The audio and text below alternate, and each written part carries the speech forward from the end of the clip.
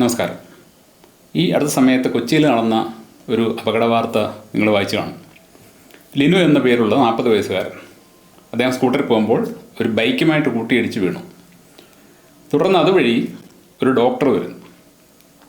ഈ ഡോക്ടർ ഇദ്ദേഹത്തെ കണ്ടിട്ട് ഇദ്ദേഹത്തിന് അപ്പോൾ തന്നെ ഒരു ഫസ്റ്റ് എയ്ഡ് ആവശ്യമാണെന്ന് കരുതിക്കൊണ്ട് റോഡരികിൽ വെച്ച് തന്നെ ഒരു ശസ്ത്രക്രിയ നടത്തുന്നു.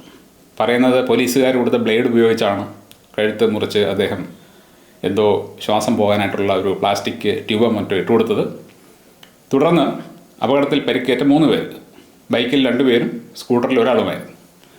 ഇവർ 3 പേരെയും ആശുപത്രി എത്തിച്ചു. പക്ഷേ ഡോക്ടർമാർ സർജറി നടത്തിയ ലിനു എന്ന ചെറുപ്പക്കാരൻ മരണപ്പെട്ടു. അപ്പോൾ ഈ വാർത്ത കേട്ട് കഴിഞ്ഞപ്പോൾ ഇതിൽ 2 പ്രധാനപ്പെട്ട പ്രശ്നങ്ങളുണ്ട്.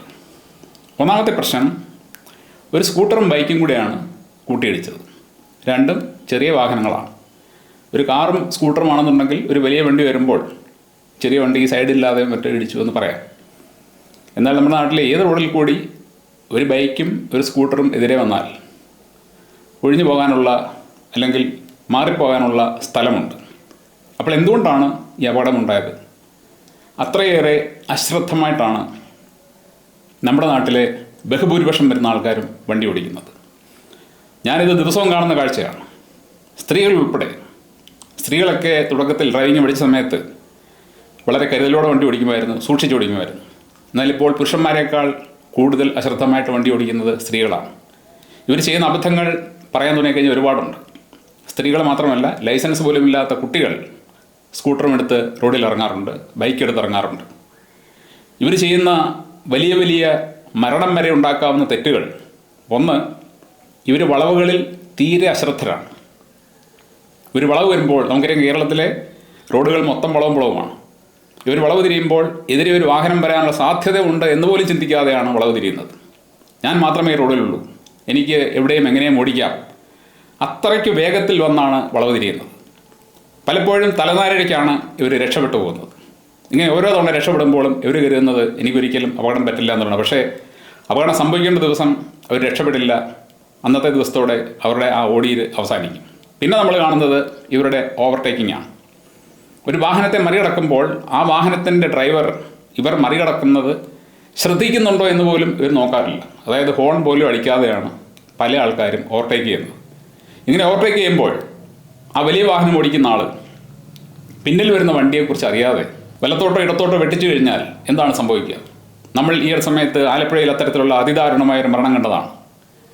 ആദ്യത്തെ വിവാഹ വാർഷികം ആഘോഷിക്കാൻ വേണ്ടി ആ കുട്ടിയുടെ പേര് ഞാൻ ഓർക്കുന്നില്ല, കൊച്ചിയിലെ നേഴ്സായിട്ട് ജോലി ചെയ്യുന്നൊരു കുട്ടിയാണ്. അവളെ വിളിച്ചുകൊണ്ടുള്ള ഭർത്താവ് വരികയാണ്. ഒരു ബസ് നിർത്തിയിട്ടിരിക്കുകയാണ്. ആ ബസ്സിനെ ഇവർ മറികടക്കുന്ന സമയത്ത് ആ ബസ് സ്റ്റാർട്ടായി, അത് വലത്തോട്ട് തിരിയാനായിട്ട് നിൽക്കുകയാണ്. ഇവരതറിയുന്നില്ല. ഇവർ കൂളായിട്ട് ഇതിനെ മറികടന്നു, ബസ് വലത്തോട്ടെടുത്തു. അപ്പോൾ തന്നെ ഈ ബൈക്കിൻ്റെ ഹാൻഡിൽ തട്ടി 2 പേരും വീണു. പെൺകുട്ടി നേരെ ബസ്സിൻ്റെ ഇടയിലേക്കാണ് വീണത്. അപ്പോൾ തന്നെ അവൾ മരണപ്പെട്ടു. ഒരു വാഹനത്തെ മറികടക്കുമ്പോൾ ആ വാഹനത്തിൻ്റെ, നമ്മൾ ഏത് വാഹനത്തിനെയാണ് മറികടക്കുന്നത്, അതിൻ്റെ ഡ്രൈവർ ഇങ്ങനെ ഒരു വണ്ടി മറികടക്കുന്നതായിട്ട് അറിയണം. അവിടെ ഹോൺ അടിക്കണം, സുരക്ഷിതമായിട്ടുള്ള ഡിസ്റ്റൻസ് ഇടണം. ചില ആൾക്കാർ നിർത്തിയിട്ടിരിക്കുന്ന വാഹനമായതുകൊണ്ട് കുഴപ്പമൊന്നുമില്ല എന്ന് കരുതി മറികടക്കാൻ ശ്രമിക്കാറുണ്ട്. ചില ആൾക്കാർ, ഒരു വിവരവുമില്ലാത്ത ചില ആൾക്കാർ കാറ് നിർത്തിയിട്ടിട്ട് ചിലപ്പോൾ ഒന്നും നോക്കാതെ അതിൻ്റെ ഡോറ് തുറക്കും. ഇങ്ങനെ ഡോറ് തുറക്കുന്ന സമയത്തായിരിക്കും ഒരു 2 വീലർ ഹൈ സ്പീഡിൽ വരുന്നത്. അപ്പോൾ തന്നെ ഇടിക്കും. നേരെ മറിച്ച് മറികടക്കാനുള്ള ഒരു സേഫ് ഡിസ്റ്റൻസ് വരിട്ടിട്ടുണ്ടെങ്കിൽ കുഴപ്പമില്ല. എന്നാൽ ചെറിയ ചെറിയ ഗ്യാപ്പ് വെച്ചിട്ടാണ് പല ആൾക്കാരും ഈ മറികടക്കൽ ചെയ്യുന്നത്. അപ്പോൾ അങ്ങനെ ഒരുപാട് അപകടങ്ങൾ നടക്കുന്നുണ്ട്. പിന്നെ ഇവർ ഓവർ സ്പീഡ് മൂലം, അതായത് നമുക്ക് നമ്മുടെ നാട്ടിലുള്ള ഏത് റോഡ്, നമ്മൾ സ്ഥിരമായിട്ട് പോകുന്ന ഏത് റോഡും നമുക്കറിയാം, ഇവിടെ എന്തൊക്കെയുണ്ട് നമുക്ക് അഡ്വാൻസ് ആയിട്ട് അറിയാം. എന്നാൽ അങ്ങനെയുള്ള റോഡുകളിൽ പോലും നമ്മൾ സൂക്ഷിക്കണം. കാരണം ഇന്നലെ ഇല്ലായിരുന്നൊരു സാധനം ഇന്നൊരു പക്ഷേ അവിടെ കണ്ടേക്കാം. ഇന്നലെ നമ്മളൊരു വഴിയോടെ പോകുന്നുണ്ടെങ്കിൽ അവിടെ റോഡിൽ ഒരു കല്ലുണ്ടായിരുന്നില്ല. ഇന്ന് ഏതെങ്കിലും തലയ്ക്ക് സുഖമില്ലാത്ത ഒരുത്തൻ ഒരു കല്ലവിടെ കൊണ്ടുവച്ചു. ചില ആൾക്കാർ ഒരു കുഴിയുണ്ടെങ്കിൽ അതിൻ്റെ പ്രതിഷേധമായിട്ട് കാണിക്കുന്ന പണിയാണ് കല്ല് കൊണ്ടുവെക്കുക.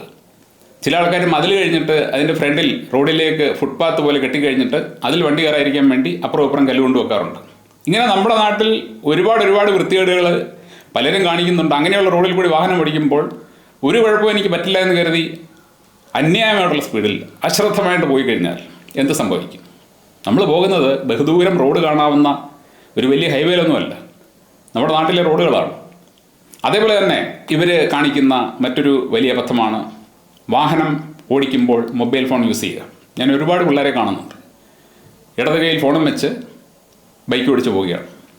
ഒരു അപകടം സംഭവിക്കാൻ ഒരു സെക്കൻഡ് മതി, ഒറ്റ സെക്കൻഡ് കൊണ്ടാണ് അപകടം സംഭവിക്കുന്നത്. അപ്പോൾ ഇങ്ങനെ അശ്രദ്ധമായിട്ടും അമിത വേഗത്തിലും മൊബൈൽ ഫോൺ ഉപയോഗിച്ചുമൊക്കെ വാഹനം ഓടിക്കുന്ന ടൂ വീലറുകാർ, കാരണം ടൂ വീലർ അപകടങ്ങളാണ് ഏറ്റവും കൂടുതൽ ഉണ്ടാകുന്നത്. അതുകൊണ്ട് ടൂ വീലർ ഓടിക്കുന്ന ആൾക്കാർ ദയവ് ചെയ്ത് മനസ്സിലാക്കണം, ഒരു സെക്കൻഡ് മതി നിങ്ങളുടെ ജീവിതം അവസാനിക്കാൻ അല്ലെങ്കിൽ ഗുരുതരമായിട്ട് പരിക്ക് പറ്റാൻ.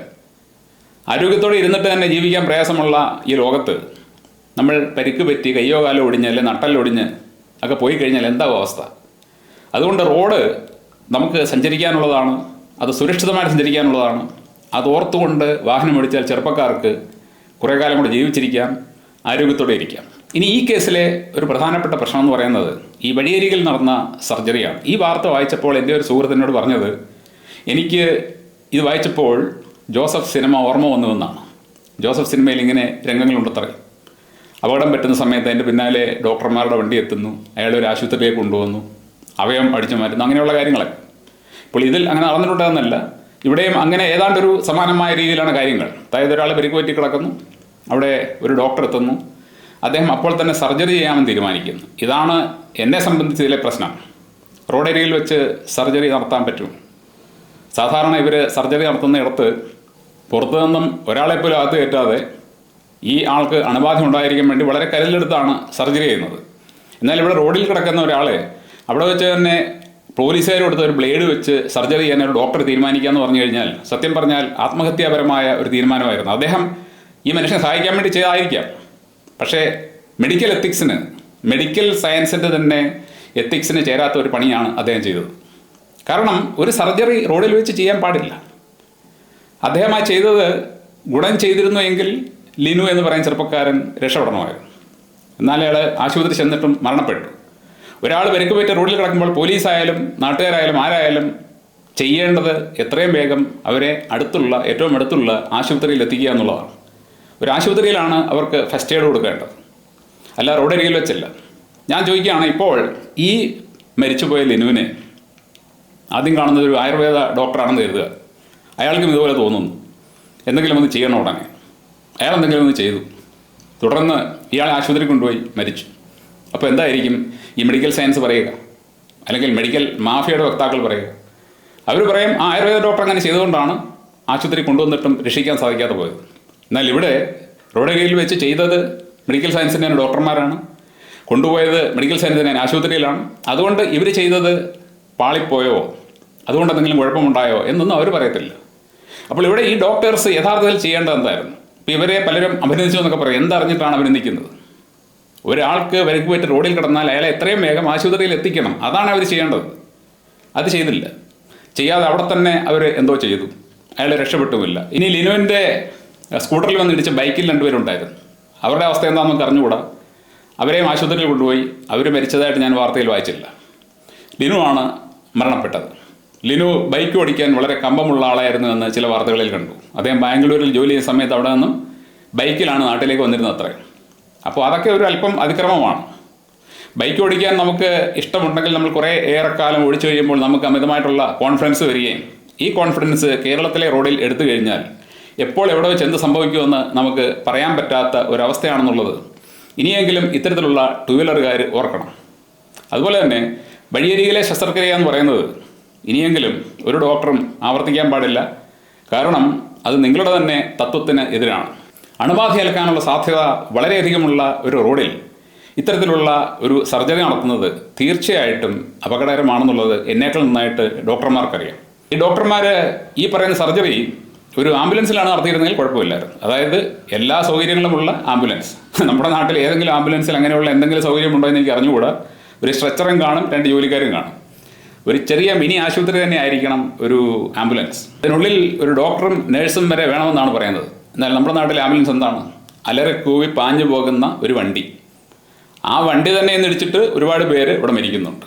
കൊണ്ടുപോകുന്ന ആൾക്ക് എന്ത് പറ്റിയെന്നുള്ളത് നമുക്കൊരു പിടിയില്ല. പക്ഷേ ഈ വാഹനം നമ്മുടെ നാട്ടിലെ റോഡിൽ കൂടി ഇങ്ങനെ അശ്രദ്ധമായിട്ടും അമിത വേഗത്തിലും പോയി എത്ര അപകടങ്ങളാണ് ഉണ്ടാക്കിയിട്ടുള്ളത്.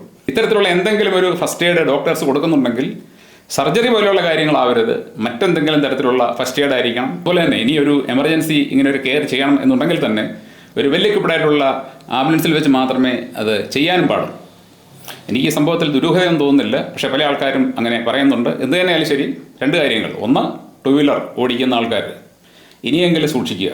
ഒരുപാട് മരണങ്ങൾ എല്ലാ ദിവസവും നടക്കുന്നുണ്ട്. എല്ലാ ദിവസവും നമ്മുടെ നാട്ടിൽ മരണങ്ങൾ കുറേ, അതിലേറെ പരിക്ക് പറ്റി കിടക്കുന്നവർ.